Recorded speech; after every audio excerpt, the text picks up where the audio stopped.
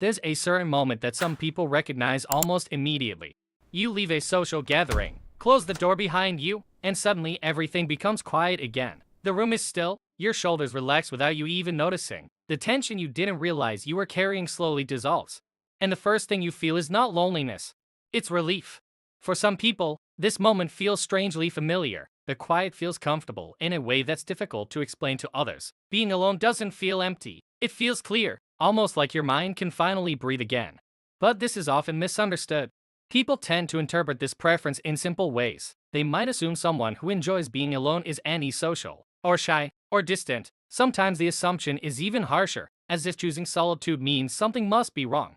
Over time, these interpretations quietly shape how the person is seen.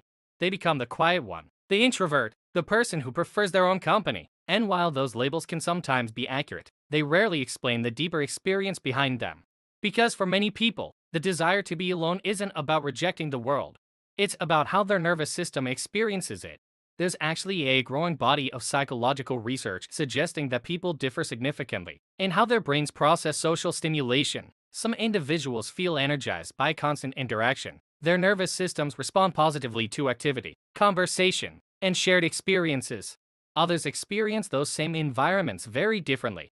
Instead of feeling energized, their minds become saturated more quickly. Social signals, conversations, background noise, emotional cues from others, all of it requires processing. And for certain nervous systems, that processing load builds faster than most people realize.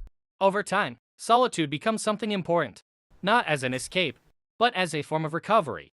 Neuroscientists sometimes describe this in terms of stimulation thresholds. Some brains simply reach their limit of incoming social input sooner than others. When that threshold is crossed, the nervous system begins searching for calm.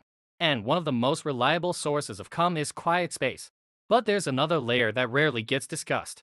For many people who prefer being alone, solitude is not just peaceful, it's also where their thoughts organize themselves. Ideas become clearer, emotions settle into something understandable, internal dialogue becomes easier to hear.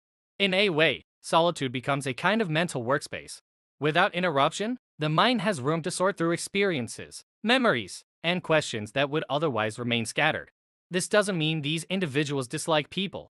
In fact, many of them care deeply about relationships. They may value meaningful conversations, close friendships, and emotional connection more than most. The difference is simply in how often their nervous system needs quiet in between those connections. But preference for solitude doesn't always come purely from temperament. Life experience can also shape it. Some people grow up in environments where being alone becomes familiar early on. They learn how to entertain themselves, think independently, and navigate their inner world without much external input.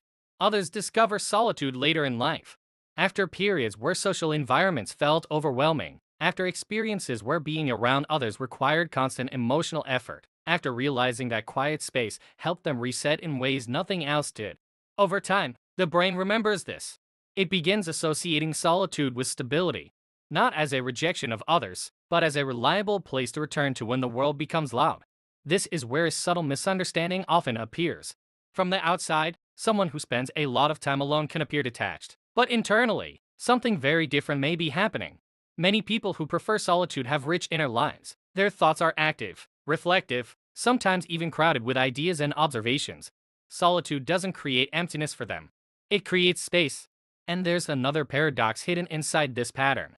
People who enjoy being alone are often highly observant of others. When someone spends time quietly watching rather than constantly participating, they notice things that louder environments can obscure. Subtle shifts in tone, emotional undercurrents in conversations, small changes in people's behavior. The quiet perspective often sees more than it says. Of course, this pattern comes with trade-offs, like most psychological adaptations do.